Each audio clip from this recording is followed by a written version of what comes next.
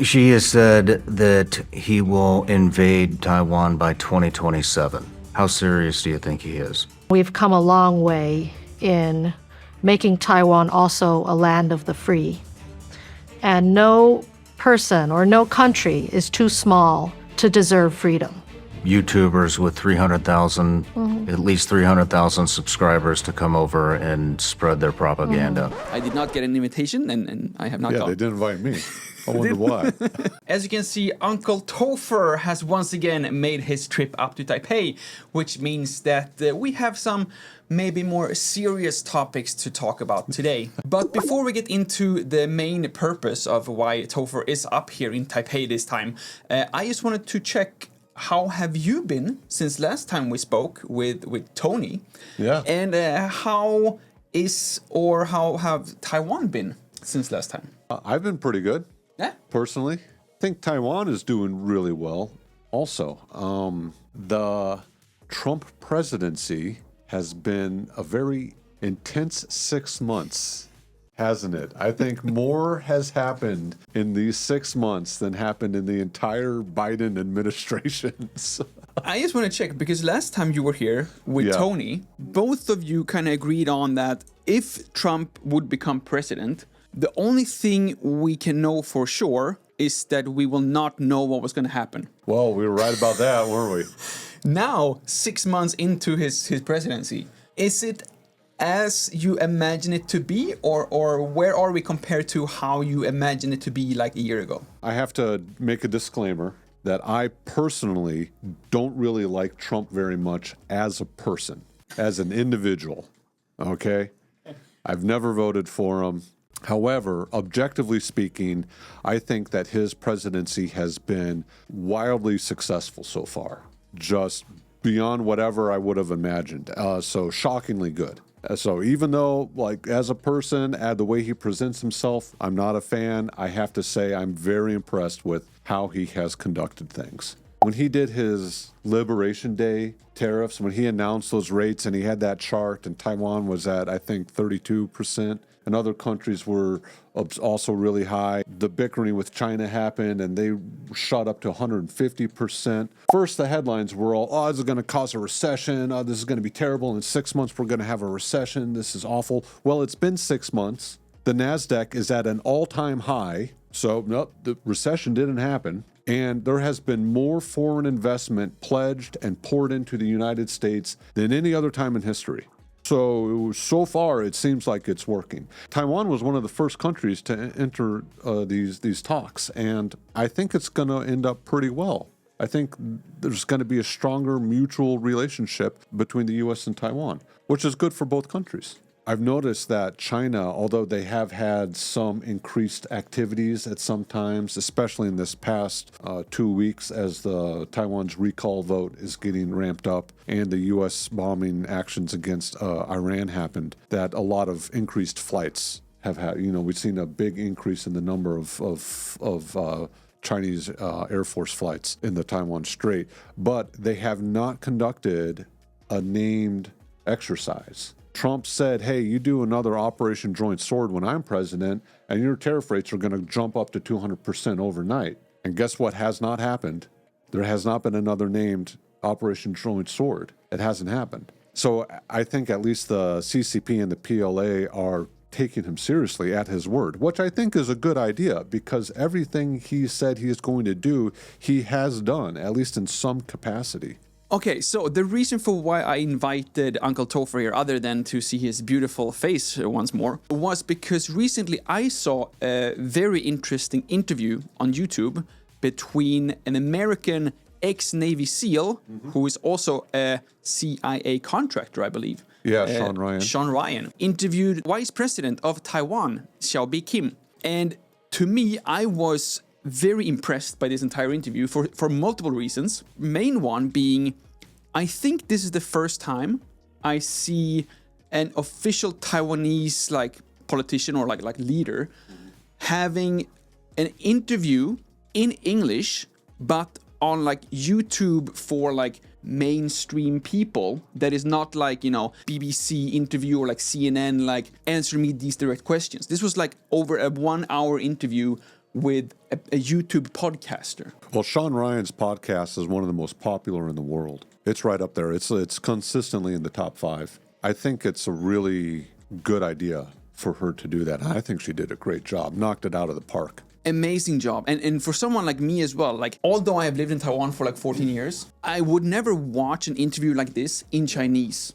But because it was in English, it just makes it so much easier for me to watch it. And of course, like the rest of the world's foreigners who are not even living in Taiwan would also watch this because it just pops up in their regular feeds. So I wanted to basically see your reaction to this video. Happy to. And then also try to compare your replies to the vice president to see if you agree or not. No pressure.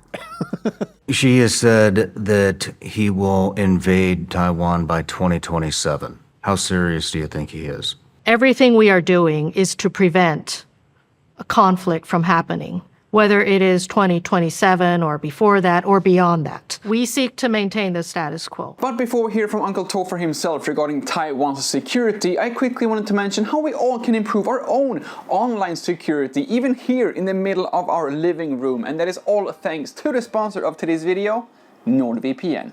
Because with NordVPN's Threat Protection Pro, you're automatically protected from dangerous websites, trackers, and intrusive ads. And the best part is that it runs completely in the background, so once you've activated, you can pretty much just forget about it. Or you can of course also change your virtual location every single day if you want to experience and enjoy some maybe regionally locked content online. For example, a recently released movie or TV show that is not yet available here in Taiwan. And as you all should know by now, with one single NordVPN subscription, you can use up to 10 different devices at the same time. So it doesn't matter if you want to use your computer, your phone, your Apple TV, or maybe your iPad all at the same time. And as if that was not enough, NordVPN now also has a great offer with a massive discount and 4 extra months if you do sign up for a 2-year plan. All you have to do is to click the link down in the description or head over to nordvpn.com/Lukas. And as always, NordVPN has a 30-day money-back guarantee, so you can try it out for yourself up to 30 days 100% risk-free. And speaking about 100% risk-free, I hope, let's head back to the video and hear what Uncle Topher has to say. Okay, well, that's not entirely accurate. What intelligence reports have said is that she has commanded the PLA to be capable of invading Taiwan by 2027, which is very different than we will invade. The only date that I'm aware of that she has ever said has been in a speech where Xi Jinping said that Taiwan will be unified with China by 2049, which would be the 100-year anniversary of the Civil War, the split. That's a real convenient date for him because he'll be like 97 or something like that by that time. That's the only time I've ever seen him actually give a definite date. That 2027 date that people kick around, that came from an intelligence report, like a leaked CIA report. And that was from a Chinese source. So we don't know exactly how accurate that is. Probably fairly accurate, but capable of is not the same as we will. And it might have been something that was intentionally leaked by the CCP to, strike up fear in Taiwan. My next question was actually like, I'm in the process of buying my first house here in Taiwan. And I feel like it's just the worst timing ever. I'm going to buy a house now, and then like 2 years from now, someone's going to come and maybe steal my house. I really don't think that that's going to happen. It is much, much, much cheaper for the CCP to convince the Taiwanese people to vote against their own interests. Using social media, using propaganda to use democracy against their own interests, to voluntarily join under the CCP umbrella. That's far cheaper by magnitude of thousands. Because that was my next question as well, because they talk a lot about the cognitive warfare and like social media campaigns and even like influencers who are being paid to go to China to make like YouTube videos. Received a tip that they were recruiting YouTubers with 300,000, at least 300,000 subscribers to come over and spread their propaganda. I did not get an invitation, and I have not gone. Yeah, they didn't invite me. I wonder why. I did not get any invitation. The math just makes far more sense. If you use AI, ChatGPT, Grok, they'll tell you that the CCP spends about $10 billion a year for external propaganda. We'll just triple that number. Okay, we'll say it's $30 billion a year. This is in US dollars. The cost of invading Taiwan would be a minimum of $1 trillion, and likely way higher than that. It's just ridiculous. Of course I'm going to try propaganda first. When you just lay it out like that, to me, it's painfully obvious. So to answer your question, I think buying a house is probably fairly safe. Yeah. Thank you. It's my understanding that there are only 11 countries plus the Vatican that verbally outright say that they stand with Taiwan. Mm-hmm. It's also my understanding that China has been sort of picking these off one by one by influx of money. There's two types of allies. There are diplomatic allies, and then there are like geographical allies. He's talking about like Japan and the Philippines, like being hopefully ready to like be the first wave of allies to help Taiwan in the case of an invasion. How important are diplomatic allies compared to the geographical ones? Because in the video, we're talking about like Taiwan has lost a lot of diplomatic allies throughout the years to China. And then right now, I think she's mentioning that the main remaining ones is like Guatemala, Paraguay, Belize. Yeah, they're small countries. It doesn't really feel like those matter, with no offense to Guatemala and Paraguay.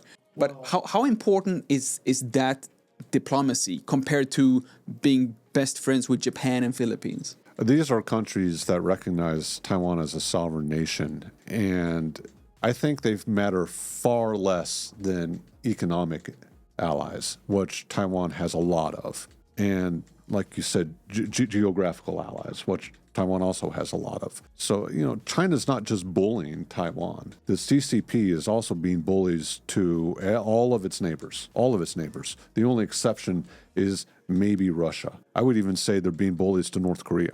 So they're not actually winning favors with anyone. And there's people who know that if Taiwan falls, it's just the first step in China's aggression towards other nations, especially the Philippines, Japan, that whole first island chain. We talked about this with Tony as well. It's like military, it's economical / energy, gas blockade, or it's like the cognitive warfare and like a more democratic process of convincing the Taiwanese citizens to vote, basically. How likely is like the economic part of this? Would the semiconductors trump the lack of gas and energy resources? Taiwan's energy is very much what we would call a potential Achilles heel, right? Because of its island nation status, it has to import almost all of its energy. Personally, I think it would be smart if Taiwan started investing a lot in developing geothermal. They have some, but it's a great place to make geothermal power plants. We have a Swedish company doing that here in Taiwan, actually. Yeah. Shout out to Baseload, I think it's called. So I think those are avenues that Taiwan might want to consider looking into.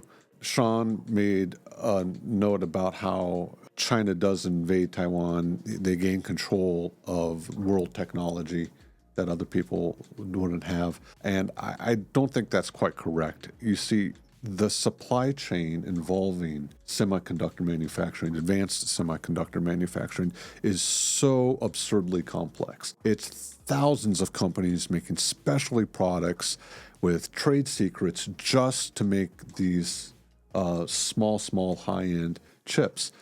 And just capturing the factory doesn't mean you have access to all these trade secrets, these technologies. A lot of these are chemicals that have a shelf life, right? The experts wouldn't probably be in Taiwan. Okay, they'd probably leave if it looked like an invasion is imminent.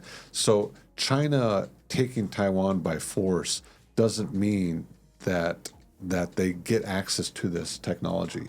A lot of these products also in the supply chain come from Western companies, come from the US or Japan or Europe. And these are expendable products. So just capturing the manufacturing plants doesn't mean that they get access to actually the manufacturing itself. But it does mean that the world loses out on most of the high-end chips. China would make an enemy out of the entire planet by taking action against Taiwan, like violent action against Taiwan. And before we end, I just wanted to finish with, I think, the best quote in the entire interview. And that is that We've come a long way in making Taiwan also a land of the free. And no person or no country is too small to deserve freedom. isn't that amazing? I love it. It's so well said. Awesome. Yeah, I don't know how well prepared that was, or if that was like something that she just improvised, but regardless, absolutely amazing. Well, she also mentioned that how the Taiwanese people, they have fought for their freedom. Yeah. And I was thinking about it when I watched that, and I thought, wow, you know, actually the ROC, right, the Republic of China, back in the early 1900s, over a century ago, they fought against the Qing dynasty. They fought against Imperial Japan. They fought against the CCP. And finally, they kind of had to fight against themselves, you know, to end the White Terror. So the Taiwanese people today have gone through over 100 years, just generations of striving and fighting for their freedom, their democracy. And that is so admirable, in my opinion. I really don't think it's something that they're going to give up on a vote, on a whim. And where they are now is extremely impressive. One of the most democratic places on the planet. Good job, Taiwan. And good job for watching this entire video. If you want to support us a little bit extra, please do remember to subscribe to both our channels if you haven't already. And if you just look down a little bit, you have a link straight to my own web store here in Taiwan, where 100% of the profits are for continuing promoting and talking about Taiwan every single week. Thank you all so much for watching. My name is Lukas. Starts with L as in like, ends with S, and to subscribe. Please do both, and see you all in the next one.